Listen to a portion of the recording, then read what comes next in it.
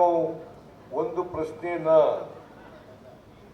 ನಿಮಗೆ ಮತ್ತು ನೀವು ಅವ್ರಿಗೆ ಕೇಳಬೇಕು. ಕರ್ನಾಟಕಕ್ಕೆ ದೊಡ್ಡ ಅನ್ಯಾಯ ಆಗಿದೆ. ಬರಗಾಲ ಬಂದರೂ ಕೂಡ ₹1 ಬಿಡುಗಡೆ ಮಾಡಲಿಲ್ಲ. ಕರ್ನಾಟಕಕ್ಕೆ 15ನೇ ಹಣಕಾಸಿನ ಆಯೋಗ ಶಿಫಾರಸು ಮಾಡಿದಂತ ಹಣವನ್ನೂ ಕೂಡ ಕೊಡಲಿಲ್ಲ.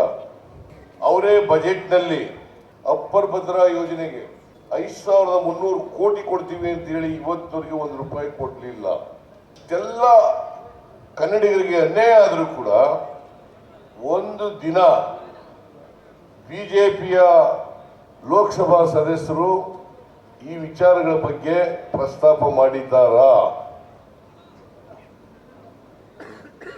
ಬಾಯಿ ಬಿಟ್ಟಿದ್ದಾರಾ? ಇಲ್ಲ. ಅಂದಮೇಲೆ ಇವ್ರು ಯಾಕೆ ಲೋಕಸಭೆಗೆ ಹೋಗ್ಬೇಕು?